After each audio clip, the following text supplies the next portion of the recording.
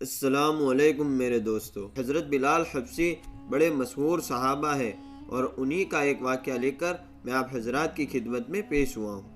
بسم اللہ الرحمن الرحیم۔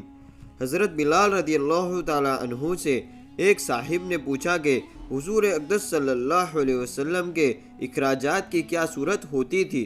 حضرت بلال رضی اللہ تعالی عنہ نے فرمایا کہ حضور صلی اللہ علیہ وسلم کے پاس کچھ جمع تو رہتا ہی نہیں تھا، یہ خدمت میرے سپرد تھی، جس کی صورت یہ تھی کہ کوئی مسلمان بھوکا آتا تو حضور اقدس صلی اللہ علیہ وسلم مجھے ارشاد فرما دیتے، میں کہیں سے قرض لے کر اس کو کھانا کھلا دیتا۔ کوئی ننگا آتا تو مجھے ارشاد فرما دیتے، میں کسی سے قرض لے کر اس کو کپڑا بنا دیتا۔ یہ صورت ہوتی رہتی تھی۔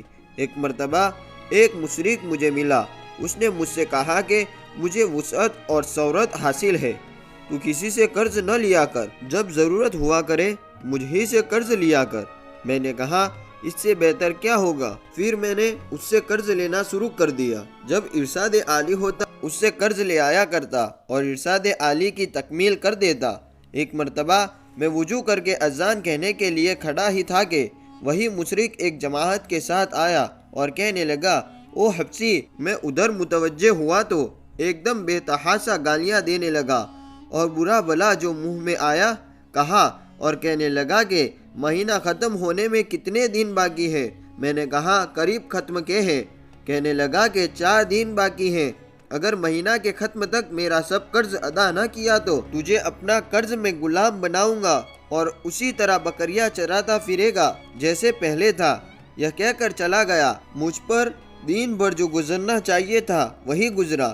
تمام دن رنج و صدمہ سوار رہا اور عشاء کی نماز کے بعد حضور صلی اللہ علیہ وسلم کی خدمت میں تنہائی میں حاضر ہوا اور سارا قصہ سنایا اور عرض کیا کہ یا رسول اللہ، نہ آپ صلی اللہ علیہ وسلم کے پاس اس وقت ادا کرنے کا فوری انتظام ہے اور نہ میں کھڑے کھڑے کوئی انتظام کر سکتا ہوں، وہ ذلیل کرے گا، اس لیے اگر اجازت ہو تو اتنے قرض اتارنے کا انتظام ہو، میں کہیں روپوش ہو جاؤں۔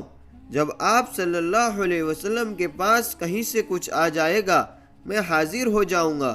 یہ عرض کر کے میں گھر آیا، تلوار لی، ڈال اٹھائے، جوتا اٹھایا، یہی سامان سفر تھا اور صبح ہونے کا انتظار کرتا رہا کہ صبح کے قریب کہیں چلا جاؤں گا۔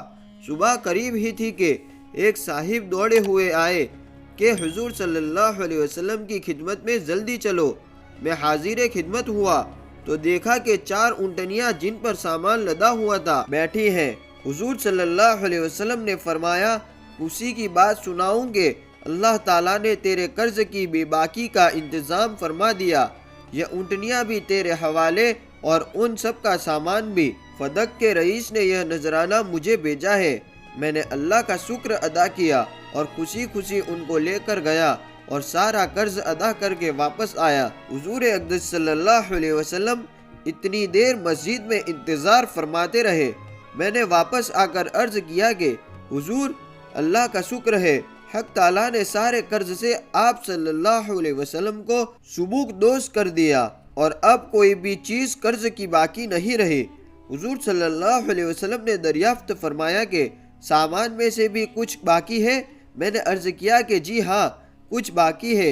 حضور صلی اللہ علیہ وسلم نے فرمایا کہ اسے بھی تقسیم ہی کر دے تاکہ مجھے راحت ہو جائے۔ میں گھر میں بھی اس وقت تک نہیں جانے کا جب تک یہ تقسیم نہ ہو جائے۔ تمام دن گزر جانے کے بعد عشاء کی نماز سے فراغت پر حضور صلی اللہ علیہ وسلم نے دریافت فرمایا کہ وہ بچا ہوا مال تقسیم ہو گیا یا نہیں۔ میں نے عرض کیا کہ کچھ موجود ہے، ضرورت مند آئے نہیں، تو حضور صلی اللہ علیہ وسلم نے مسجد ہی میں آرام فرمایا۔ دوسرے دن عشاء کے بعد پھر حضور صلی اللہ علیہ وسلم نے فرمایا، کہو جی کچھ باقی ہے؟ میں نے عرض کیا کہ اللہ جل شانہ نے آپ صلی اللہ علیہ وسلم کو راحت عطا فرمائی کہ وہ سب نمٹ گیا۔ حضور صلی اللہ علیہ وسلم نے اللہ جل شانہ کی حمد و ثنا فرمائی۔ حضور صلی اللہ علیہ وسلم کو یہ ڈر ہوا کہ خدا نخواستہ موت آ جائے اور کچھ حصہ مال کا آپ صلی اللہ علیہ وسلم کی ملکت میں رہے۔ اس کے بعد گھروں میں تشریف لے گئے اور بیویوں سے ملے۔